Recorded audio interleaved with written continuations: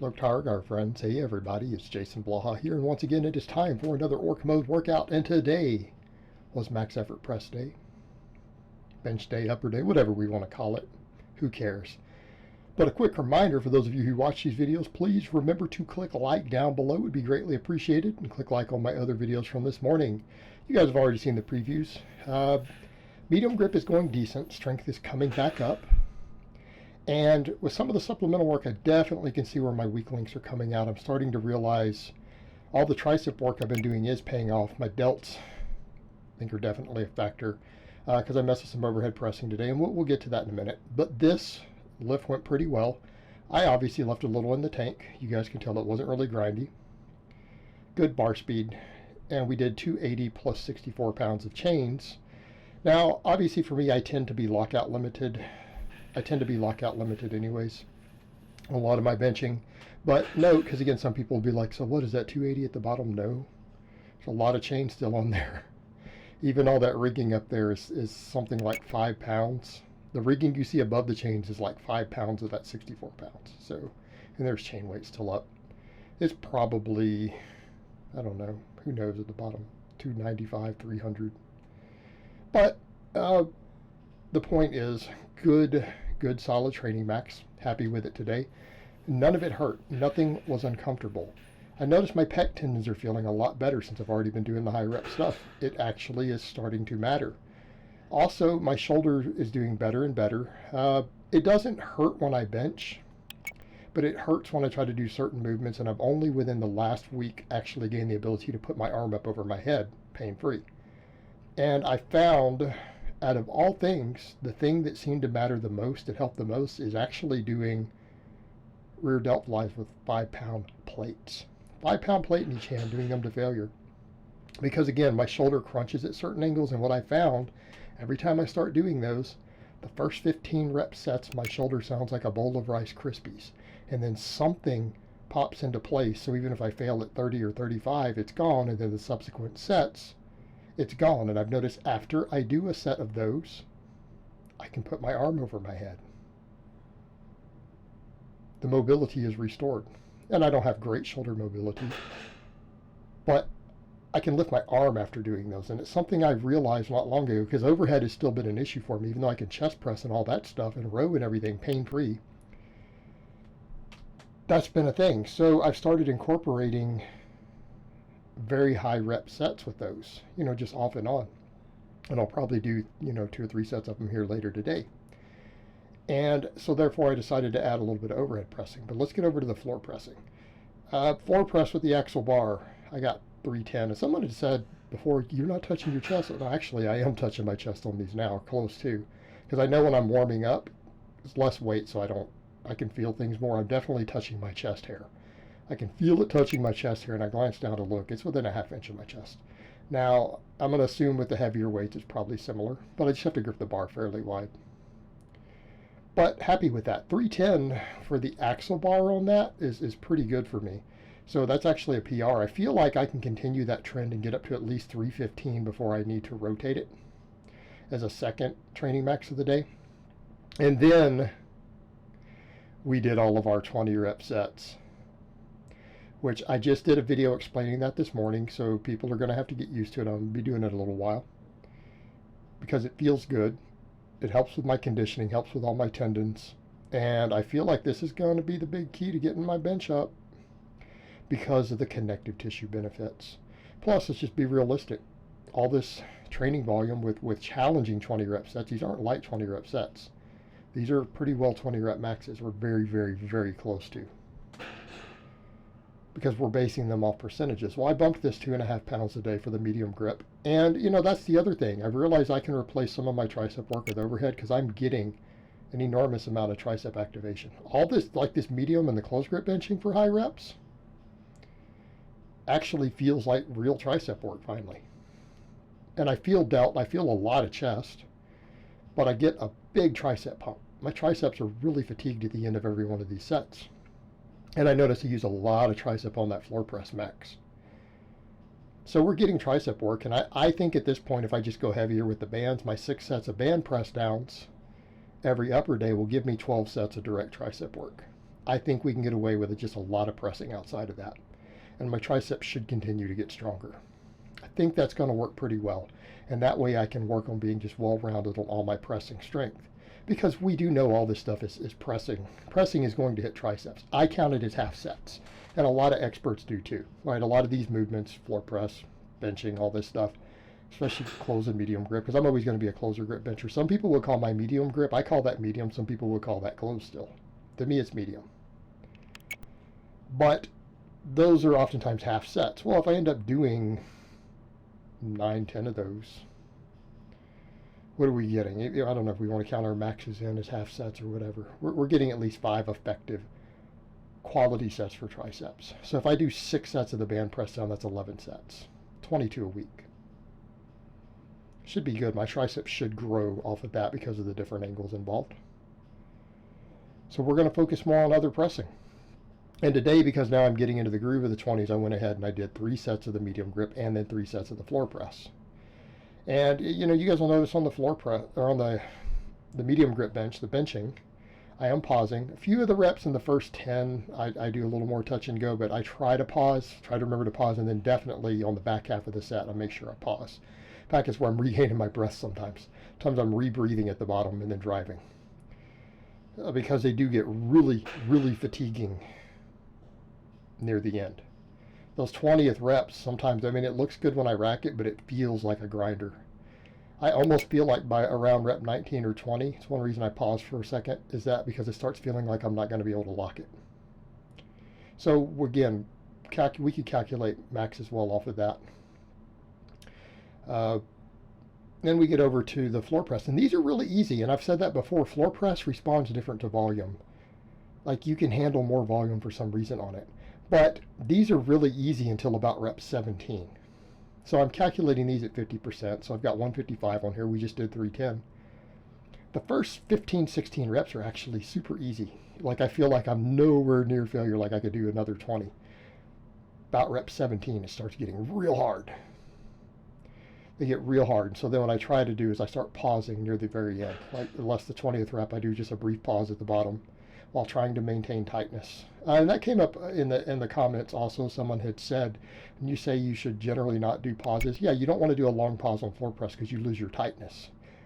Okay, a brief pause is okay, just like on the max. I maintained tightness, controlled it, a very brief pause to get a dead stop, and then drove it up.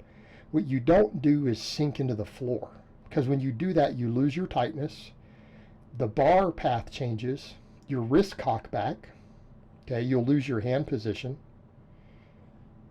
And we're losing the benefit of the exercise, which is to maintain that tightness on the chest.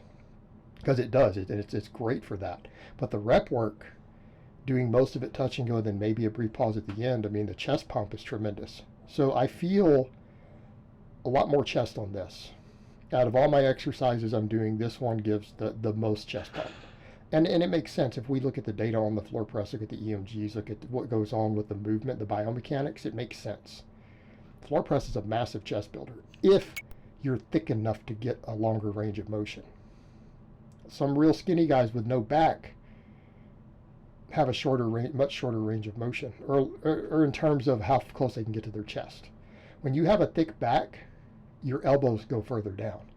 Notice that my elbows, look how low they go relative to my torso.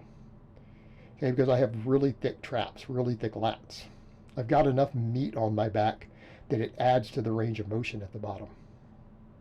Because my torso, my actual skeleton is further from the floor.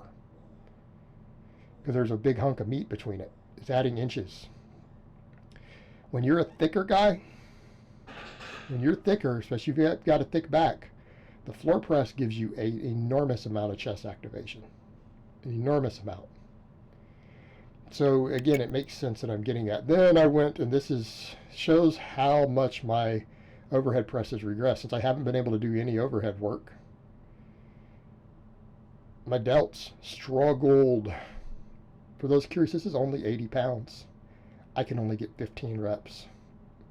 I tried to turn myself a little different because I realized when I back up, for some reason, I step too far back with the left foot. So it makes these look more off than they should be when the camera's directly behind me, because I'm not standing with my back square. So I tried to take on that when you guys saw me take a step over forward because, again, I come back really far with my left foot, so it turns me sideways towards the camera. This is more dead on. This first set was hard. It was pain-free, though, and that's the beautiful thing. I wasn't experiencing that before. The incline left my shoulders in agony when I was doing it still. This was pain-free. And I think all the rear delt flies, that's going to be the last key to the puzzle. That, and I just do movement. So people say, are you doing mobility? No, mobility work doesn't do anything. I do a lot of movement. I do a lot of rotational stuff right now for my shoulders. I do a lot of rotational stuff. Now, that first rep looked a little goofy, but these sets felt better. I got a little bit better of a grip. And I think I got 15, then 16 on this one, then I only got 15. So this is really weak. I legitimately thought I'd get 20 rep sets with this weight today. Okay, I legitimately thought that, but I wasn't going to back off on the weight. I'm like, this is still such a lightweight. Now, next time, because again, it's a little harder with this bar, I may come in and go to a straight bar, right? Get my exact grip that'll let me stack the joints and everything perfect. I might drop to under the 80 pounds, so I might drop to 70 or 75 if I have to, and get my sets of 20, and then build up. And build up. But my delts were on fire. And when I say on fire, I don't mean pain. I mean my delts felt so much fatigue and pump from this. They're like, we're not used to this. They couldn't handle this weight. They couldn't handle it. Okay, now I have a feeling that's going to come back quick because I've gotten really strong on like the snatch grip hang pulls and stuff. So it'll come. We'll get it up. We'll get it up. And again, people have to remember, I've never had good shoulder mobility. And it's, my shoulder structure does not physically allow for it. I'm grinding bone on bone in certain positions. That's one of the reasons why I hurt myself doing pull-ups. My skeleton simply does not move certain ways overhead. But it doesn't mean I can't train overhead work and get the benefits, because it will bring my bench up. But looking at how weak that is and how fatigued my delts got, we know my shoulders are definitely a weak link in my bench. We know we've got to work on those pec tendons. I know I've got to keep getting triceps stronger. And now my delts. But you know, all the overhead pressing and the hang pulls and all that stuff, that will help. But I'm going to have to bring it up. And it's going to be slowly but surely. And I'm not going to get impatient with it. I'm not going to say, oh, this is just such an embarrassingly light weight for me to do, especially for high reps. No, we'll put in the work. Put in the work, rebuild it. We'll rebuild all of it, but we're going to have to hit all that stuff. I'm going to put a heavy focus on closer grip benching, really medium for me now, floor pressing, overhead pressing, and then the band work for triceps. And we're going to do variations of the stuff, whatever we need to do to get there. Now, this band, getting 25 reps was super hard. This is double the band tension I was using for the 60 plus, and they were hard. They were really hard to get 25. So I think one of the sets I got 27 or 28 maybe. I tried to make sure I got at least 25, even if I had to pause for a second to get another rep or two. But we got those. And then as far as the rows go, I went up 2.5 pounds. So this is 162.5 for very strict supine grip pin lace for 3 sets of 20. Keeping in mind, I was doing 5 sets of 10 with this on 225. So if we're going to condense it over to 20s, this is good. Tremendous amount of bicep pump, tremendous amount of lat. I feel my lats massively on this. And I feel the lats more with the underhand grip. You know, I feel like I feel a little more upper back with the overhand grip, which we also do on my upper days, or lower days, I mean. So we're hitting those angles also. But the supine grip, because I feel like I need more bicep. I feel like it'll help with biceps. I feel like it helps with grip. And a little more lat focus, because I'm doing all this upper back work also. I mean, keeping in mind, we're doing snatch grip hang pulls, and then we're doing the other rows with an overhand grip with the axle bar on the other days. So this will let me make sure that I'm getting sufficient lat and bicep out of all my rowing. And then and it's still hitting upper back, it's just not as dominant. But I'm also then doing the other stuff, and then I've been doing the rear delt flies now too, which I think need to be a mainstay for me. It's just almost something I do on off days and whatever I need to do, just to keep my shoulder health up. Because if I were to peg it down to anything I've done recently that has made the biggest difference, I'm going to say it's those rear delt flies with the plates, and then turning my pinkies up on them, like as I'm bent over. And I do them bent over, just like they look just like a row. That same position I do on the road, that's what I do with them. They've made a big difference. And then a lot of the exercises I do are rotational things that I do with my arms for 10 rep sets. As if I can even lay in bed and do you twist over on one side and do certain movements and then do another rotational movement. And it's something that is helping. I would say that helped a lot. But as far as an actual resistance, just the direct rear delt work. And I don't get that from face pulls. I don't get that from band pull aparts because I've done all that band work. And they're nice, and I prescribe them to a lot of my clients. But for me, for rehabbing that shoulder, just doing the lightweight, high rep, free weight rear delt movements has made the most difference. It's made the most difference. It's probably because it hits the rear delt and infraspinatus so hard, and it seems to just kind of pop my shoulder, everything, all the tendons in the position they need to be in. And it's worked pretty well for me, so I'm going to maintain it and keep doing it. And then, of course, we did the snatch grip high pulls today. And I'm not going to be able to go up on weight on these for a while. These are really hard for sets of 20. With 135, these are so hard. You know, which is almost comical because it's a lightweight. But then again, I guess for a snatch grip high pull, it's not a super lightweight. I mean, one of my clients does hang pulls with less than this for sets of 10s, who's pretty strong guy. And the snatch grip is harder. But they light up my whole shoulder girdle. Not the same that I feel in the front delts. It's completely different from the overhead pressing. But I feel a lot of trap and rear delt, side delt, all that stuff in there. Right? Really the whole upper back area. The whole upper back area gets hammered for me really hard with these. But it all gets a good pump. Feels good. I notice I'm not really feeling bicep on it as much as I did with the heavier weight. And I have a client who always talks about he gets a massive bicep pump. He's got really big arms, though. And we don't even do curls. He doesn't need them. But he notices a big bicep pump on these. But he also does sets of 10. I've noticed with the 20s and me adding the bicep work, I don't seem to be getting it. Probably because my biceps are getting other work. They don't care about this movement. But again, shoulders get really, really tired as I go, getting really fatigued as we go. Plus, there's even a conditioning component because we're jumping. Right, it is a full body exercise and an explosive movement. So there's, again, breathing gets quite high, heart rate gets quite high on it, just like it does on my high rep squats. Even though it's much less weight, I mean, people are like, it's only 135. It's a lot less than I do 20 rep squats with, but it still gets my breathing and heart rate super high. And again, probably because it's a full body exercise done for 20 reps. And then, of course, with these, we're doing the band press downs also. And as you guys notice, I have to do pauses in there to get to that 25. I've got to just have the little breathers. So at least we know that they're to failure. All of these sets today with that heavier band were all done to failure. They were all done to failure. So 6 sets of band press downs to failure in the 25 rep range. I think that's good for my direct tricep work, considering we're doing a lot of pressing. We're doing 2 training maxes on presses and then 9 sets of 20 reps on 3 different other presses each upper workout. A lot of pressing volume. Triceps are getting a lot of work. This is to make sure they get enough work. And we, again, make sure that we're hammering those tendons. But surprisingly enough, though, like I've said, a single session of that, I noticed less pec tendon discomfort.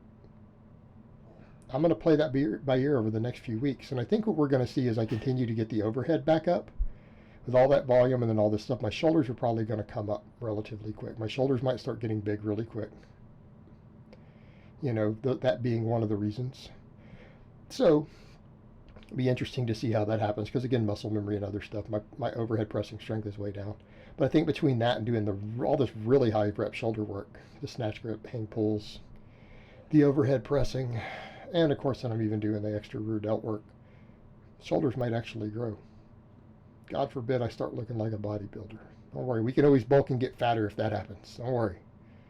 Have no fear, guys. Just kidding. I don't need to get fatter. I'm going to have to make weight eventually.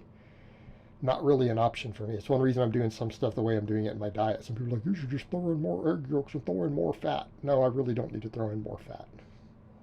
I really don't. I don't need to gain body fat right now. I need to be gaining muscle. And then we did our curls. And you know what? At the end of all this, even this lightweight for strict curls like this, sets of 20, this 65 pounds gets real hard. It gets real hard after about rep 15. So it's almost like, well, I need to microload this up, but man, I'm having to rest pause the end of the third set. I can't even finish it just straight through. I'm having to rest pause the last 4 reps. We're not ready to add weight. We're clearly getting sufficient stimulus. But again, keeping in mind, we've done all those rows first. And those underhand grip rows also work the biceps a lot. This is, again, what are we doing? We're making sure. We're just making sure the bicep gets finished, and I'm making sure I'm getting a high rep movement for that tendon health. Okay, what's always a big concern for powerlifters? Tearing a bicep. And I've torn a bicep before, many years ago, 17 years ago now. You guys can still see the chunk of my bicep missing on the left arm. So, building those tendons up. I need to bulletproof all the tendons in my body. That is critical with what I'm doing right now. It is very important. Any tendon that we are worried about being a weak link on an elite level lift, and what do we mean? 700-pound squat, 700-pound deadlift. I want to get to a 405 bench again. Okay? I can't have any tendons that are a weak link. I need to overdevelop every tendon that could be any concern at all. And that's what we're going to do. We're going to leave nothing left to chance.